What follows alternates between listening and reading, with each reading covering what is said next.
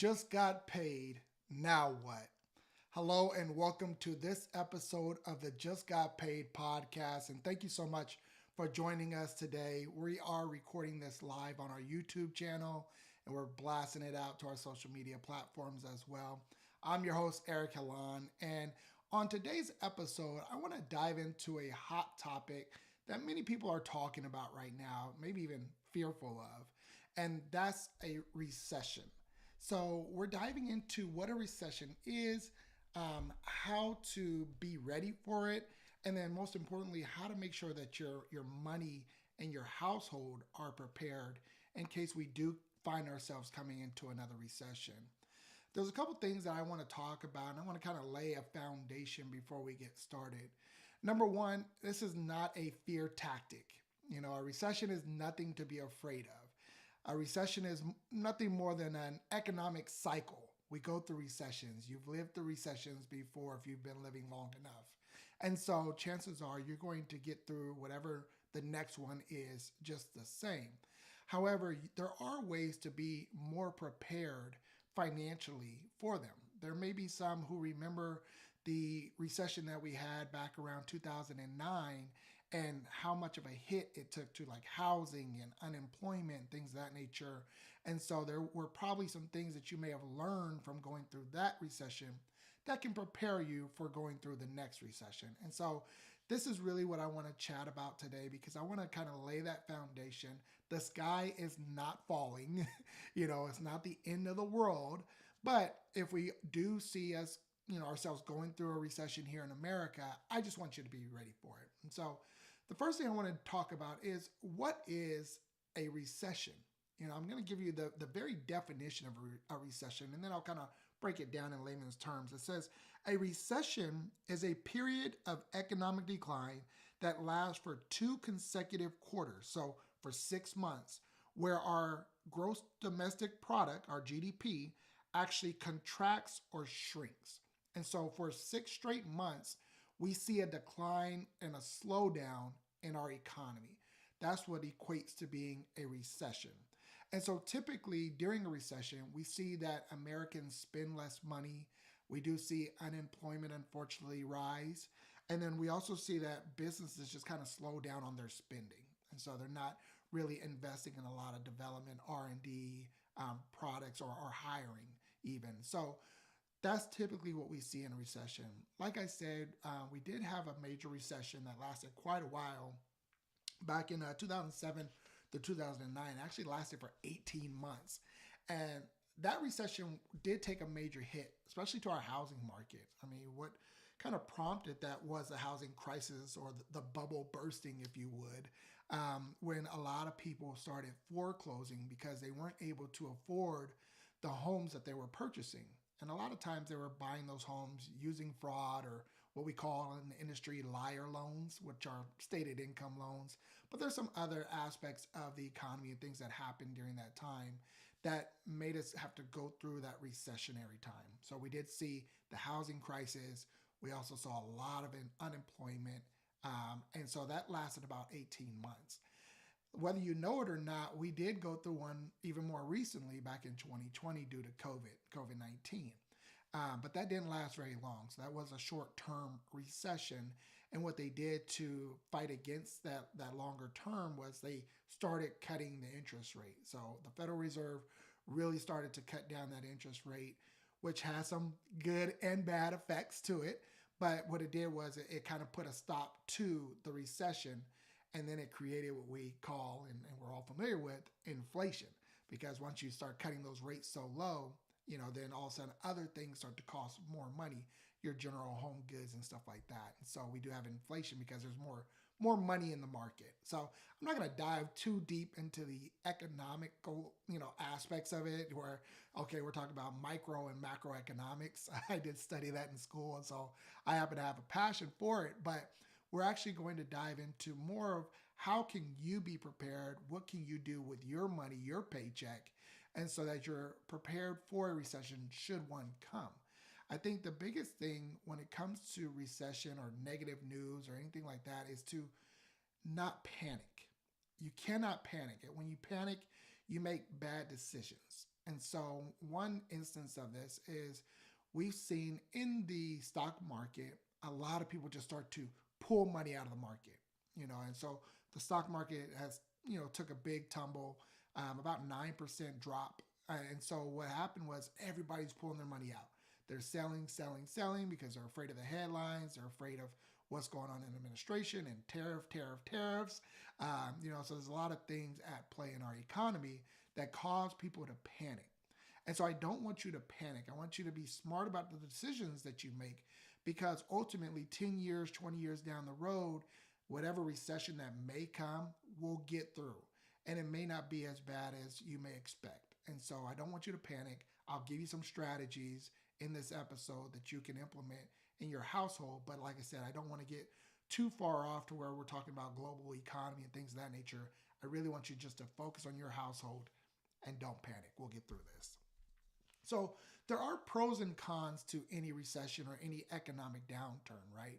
There are good things that happen. There are bad. Like I mentioned, during the COVID-19, interest rates dropped, which was great, for those who were trying to buy a house. People were refinancing. We had a big refinance boom. People were paying 2 and 3% interest rates. So we haven't seen anything like that. And I don't know if we ever will. Who knows? But I think the biggest thing that we saw was, hey, this is a benefit. People were able to buy homes. They were locking in very low interest rates and so had lower payments on homes. And so it did create this buzz in our housing market to where people can now get out and go buy. Unfortunately, a con to that was that competition was so stiff, it was so hard for you to get your offer accepted that oftentimes you had to quote unquote overpay for the house in order to even get your offer accepted. And the reason I put that in quotes is because what you overpaid for back in 2020, chances are you probably made up ground over the last 4 or 5 years to where you're either even or you have some appreciation value in your home, depending on where you live in the country. So, when these things happen, there are pros and there are cons. I'm going to dive into a few of them, and that way we can kind of talk about them specifically. One of the biggest cons is that there are definitely job losses. And so cutbacks happen. What we're seeing in the headlines right now, a lot of federal workers are losing their jobs. And I know we talk a lot about government efficiency and wanting to save money there, but if we have too many people lose their jobs, then they're going to be at risk of falling behind on their payments, falling behind on housing, credit card debts, whatever the case may be. And now we have these other aspects of our financial instability because credit cards are not being paid, other bills aren't being paid. Housing, if it's affected, now you're starting to have short sales and foreclosures, and that can really hurt our housing market. And although people may say, oh, well, we need prices to come down, trust me, you don't want your aunt and your uncle to lose their house also you can, find a good deal. There has to be some balance there. So we cannot have too many people hit the unemployment lines at one time because it will shock our system. And so too many job losses at once can have some additional impact to our economy that we may not see right away. Second thing is there's actually a higher cost of borrowing. Even though we see that, home interest rates will typically drop, which is a good thing, when it comes to borrowing, a lot of these lenders tighten their guidelines. And so it becomes more difficult for you to actually get financing. And it's not just housing. It could be a business loan, additional credit cards or personal lines of credit, things of that nature may be more difficult or more expensive for you to borrow. And so we do see that with recessions as well. So I know, people are like, hey, if a recession happens, interest rates are coming down. Sure, but it doesn't necessarily mean that the lenders have to keep it so easy for you to qualify for a loan. So it could counteract the interest rates coming down. So just keep that in mind as well. Another thing which we've been seeing lately in the news is stock market volatility. And this one is a big one. There's a lot of wealth that gets lost during these times. And if you're on the younger side, if you're, younger than I am, younger than 40 years old, then you probably have some time to make up, for the economy to rebound and to do the things that it needs to do. However, if you're nearing retirement age or if you're currently retired and you're depending on the stock market returns for your retirement income, then it could really affect our seniors. And that stock market volatility can hurt those that we love. And so we don't want to see a lot of volatility. Investors love stability. They love calm. They love boring. They don't want to see one minute we have tariffs, the next minute we don't. One minute the economy's doing good, next minute it's not. They don't want to see that. Don't want to hear about whispers of war. These are things that can really impact our stock market, make investors pull out of the stock market, get into the bonds market, and it can really hurt, like I said, those who depend on that income in order to retire or they're nearing retirement. So keep that in mind as well. Now, as far as some of the pros, like I mentioned, home interest rates tend to go down. Home prices could potentially go down too. And so if you're looking to buy a home and you've been waiting for interest rates to come down so you can qualify and really afford a 30-year mortgage, then this may be an opportunity that comes your way. Now, keep in mind, like I said, what happened before, we saw a lot of competition come when interest rates dropped. So be prepared for that. What I always say is, if you can start tucking away money now, start to do that. When you're thinking about buying a home, it's more than just the cost of acquisition of the home. It's actually paying to upkeep the home as well. So the more you can save and prepare now, the better off you'll be. Chances are you may have to come in with a stronger offer as well. So if there's a priority, if there's a lot of people, coming in and trying to purchase a home, then they're going to say, hey, well, we're going to give this to whoever. Obviously, they're going to try to sell it at top dollar, but you're likely going to have to waive your appraisal contingency. And what that means is, hey, I'm willing to pay more than what the bank actually says it's worth. And so in order to do that, you're going to need cash. If you're going to pay $5,000 above appraised value or $10,000 above appraised value in order to get the home that you truly want, you're going to need cash to do that because the bank is not going to overpay for the house. So if you're thinking about buying a house and you're waiting for interest rates to come down and the market of home prices to come down, be ready for the competition because it could kind of drive prices up instead of down. And so you have to consider that as well. Like I said, have some cash on hand in order to get the home that you truly want. Second thing is, there's actually less competition. So for business investing, I know this is kind of like a catch-22, but some businesses are going to close their doors. They can't compete. A recession will make businesses have to, like I said, reduce their staff, maybe even close permanently, reduce hours, things of that nature. So if you're in a business that's highly competitive, maybe, it's a good time where you can acquire other businesses or, some of your competition may disappear and you could be the lone one standing if you're prepared for the recession. So keep that in mind. Businesses will slow down. People spending money is going to slow down. And so that will have a direct impact on local businesses. And then the third thing is, there's oftentimes more negotiating power when it comes to job offers, things of that nature. If you're in the hiring process, or even if you're at work and you're thinking about kind of getting a raise, it's less, I want to say this correctly, it costs your company less to pay you more than to go out and hire somebody else. Keep that in mind. When they go out and hire somebody, they have to train them, they have to background check them, they have to do all these different things to get them up to speed, where you're already there, you're already in the thick of it, and you can negotiate your income or your salary if you're doing a good job, if you're adding to your skills, if you're showing yourself as an asset to the company. So there may be some negotiating power there where companies may not want to hire additional staff, but they may be more willing to invest in the staff that they have. So if you have some room for negotiations on your income, take advantage of that. So let's dive into it. How do you prepare for a potential recession, this recession to come? I'm really, kind of calling this episode Being Recession Ready, because we don't know if a recession is definitely coming. I don't have a crystal ball, but we're starting to see signs. We're starting to see some of the things that we've seen before. And like I said, we tend to learn, hopefully, from what we've experienced in the past. And so as we start to see these signs, we can say, okay, maybe our recession is on the horizon. And so it's better to be prepared. Just like if you were to step outside and see some clouds off in the horizon and you think, well, it might rain. Let me grab that, umbrella. Let me grab a coat. Let me be prepared in case it does rain. I want you to think of this the same way when it comes to recession coming our way. So, first thing I want you to do is cut all unnecessary spending. This is a time to stack your bread. You need to really prepare. You need to have cash on hand for the just in case. There could be things to come where you're going to need quick access to cash. And that might be a good thing. It might be an investment. Like I said, acquiring a business, a competitor, or something like that where you need to have some cash. So let's start now. Start cutting out all the unnecessary spending. Cut back. You don't have to go from spending $2,000 a month to zero, but just cut back. Take that money, save it. Have some money on hand. Typically, I would tell you take that difference and invest it.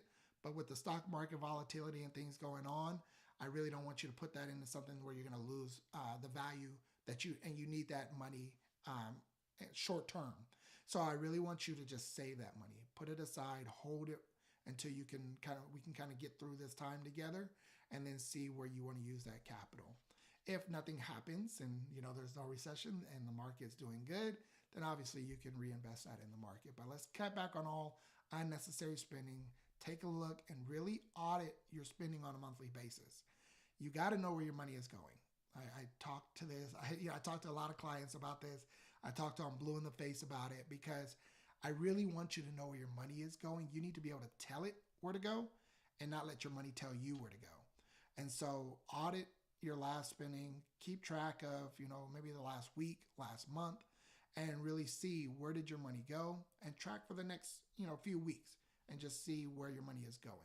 And that way you can make some honest decisions about where you have some room to cut back. So definitely do that. What we're going to do with that extra money is to make sure that your emergency fund is set up.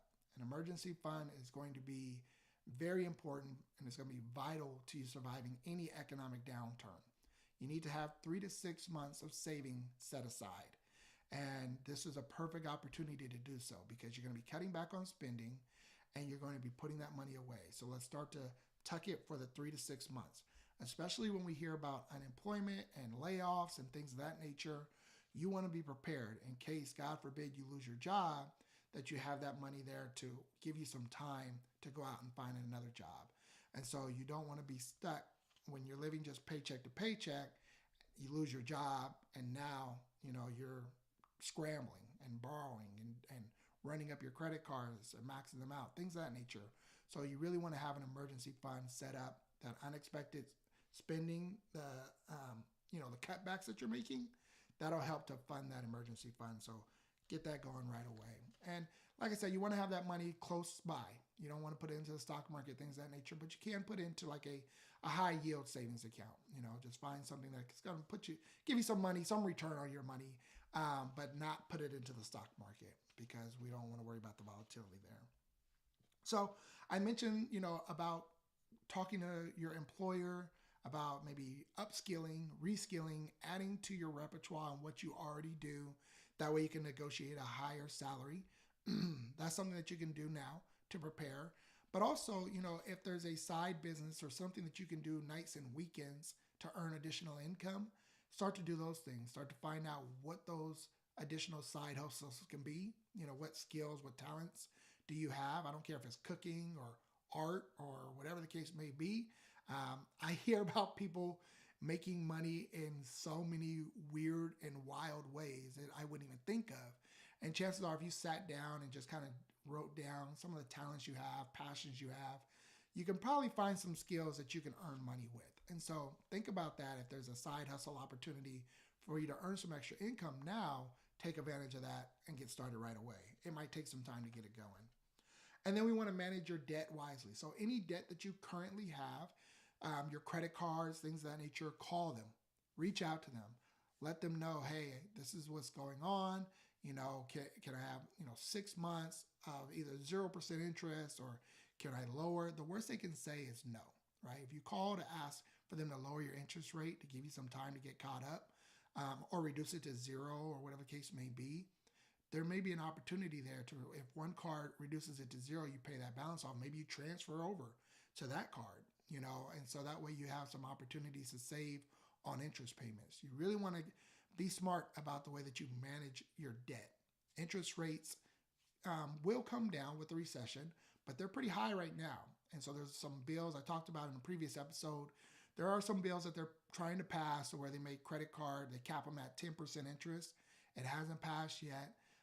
But if we do see a recession, we do see interest rates tend to come down, and there may be some opportunities for you to transfer balances to a card that has a 0% interest for 6 months, something like that, and save some additional costs there. So manage your debt. Look at everything that you have, figure out a strategy, and if you need help, you can definitely reach out to us. That's what we do for our clients as well. Don't take on any new debt.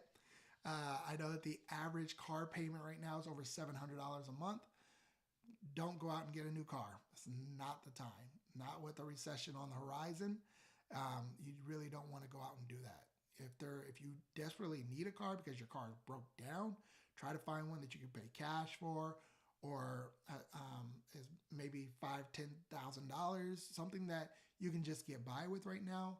Don't go out and get a new car with a higher interest rate, because those payments are going to eat up your funds that you need during a recession.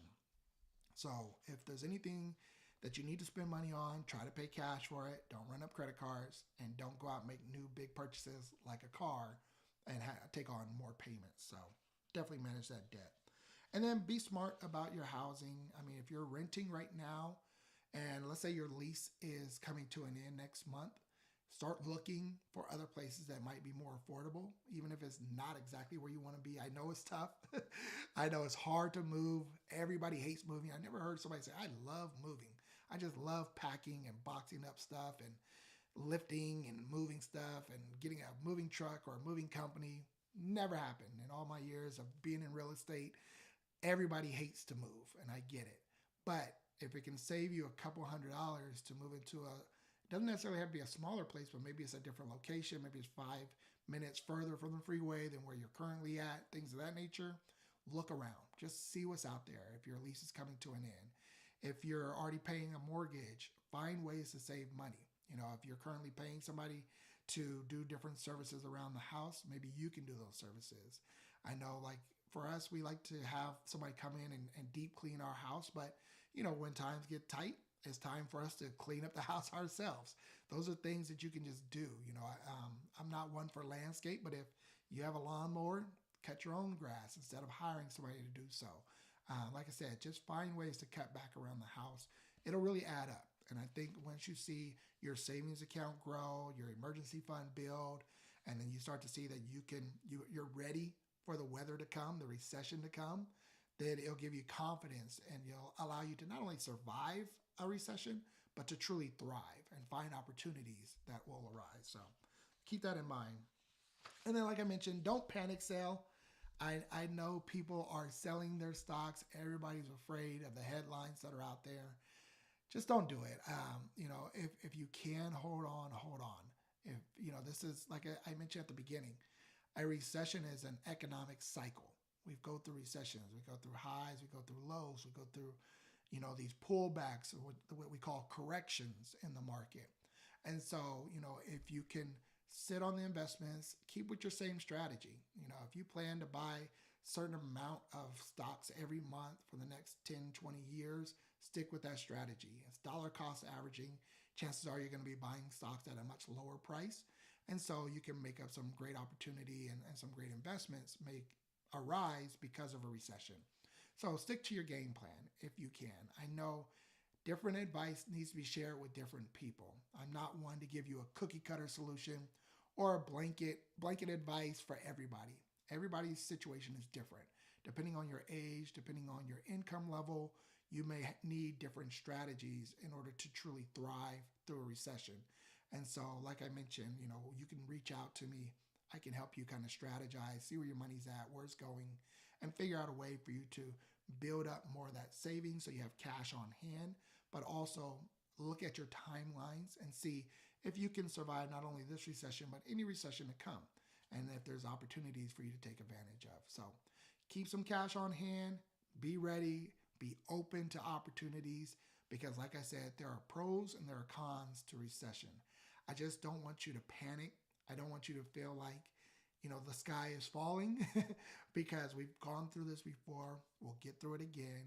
It's about being prepared and it's about making the decisions now that may come to be needed in 6 months to a year from now. So the more you're prepared, the more opportunities you'll have through any economic movement, whether good or bad. So that's the advice that I wanted to give you. If you have any questions at all about, your unique situation, definitely don't hesitate to reach out.